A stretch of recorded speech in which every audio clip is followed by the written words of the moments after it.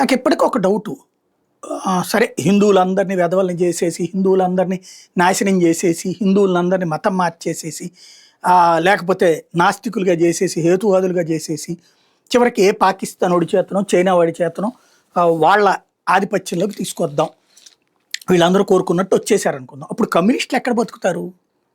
చైనాను వదిలేద్దాం, ఎందుకంటే చైనా పరిపాలించలేదు కదా ఇక్కడ.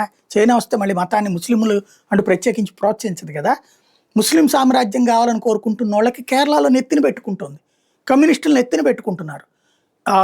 అరబ్ దేశాల్లో జరిగేటటువంటి అరాచకాలను ఖండించరు వాళ్ళు. అట్లాగే పాకిస్తాన్లో జరిగేటటువంటి దాన్ని, యెమెన్లో జరిగేది, లెబనాన్లో జరిగేది, సిరియాలో జరిగేది, పాలస్తీనాలో జరిగేది ఖండించరు. పైగా వాళ్ళకి అండగా నిలబడతారు. అక్కడ కమ్యూనిస్టులు ఉన్నారా? పాలస్తీనాలో కమ్యూనిస్ట్ పార్టీ ఉందా? యెమెన్లో కమ్యూనిస్ట్ పార్టీ ఉందా? ఆఫ్ఘనిస్తాన్లో కమ్యూనిస్ట్ పార్టీ ఉందా? పాకిస్తాన్లో కమ్యూనిస్ట్ పార్టీ ఉందా?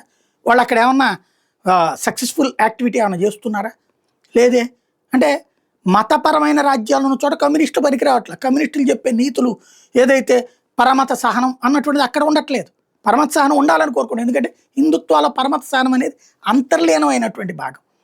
ఇప్పుడు ఇదంతా ఎందుకు ప్రత్యేకించి ప్రస్తావించాల్సి వస్తున్నది అంటే, కేరళలో తాజాగా కొన్ని స్కూళ్ళల్లో ఏకంగా గాజాని సపోర్ట్ చేస్తూ చిన్న పిల్లలకే, అక్కడ ఉన్న ముస్లిం పిల్లలకి కొన్ని బోధనలు చేసి వాళ్ళు అలవాటు చేశారు. వాళ్ళు మిగతా హిందూ పిల్లల్ని మార్చేస్తున్నారు. తాజా కేరళ స్కూల్లోకి సంబంధించి ఎట్లాంటిది జరిగింది. పాలస్తీనా వాళ్ళు నాటకం ఒక పేరు చెప్పి బిగిన్ చేసి కుంబాలాలోని గవర్నమెంట్ హయ్యర్ సెకండరీ స్కూల్ కాసర్గఢ్లో వచ్చి ఈ నాటకం అని చెప్పేసి దాంట్లో ఈ పాలస్తీనా జెండాలు పట్టుకున్నారు. పాలస్తీనాకి సంబంధించినటువంటి అనుకూలంగా మైమ్ చేశారనమాట. దాని గురించి టీచర్లు ఆపేలోపు పాలస్తీనా జెండాలు పట్టుకున్నారు. పిల్లలు, స్కూల్ పిల్లలు, అంటే స్కూల్ పిల్లల దశలోనే విషయాన్ని నింపుతున్నారు. అందుకనే కేరళ ఫైల్స్ అనేది నిజం అన్నది అక్కడ స్పష్టమవుతుంది.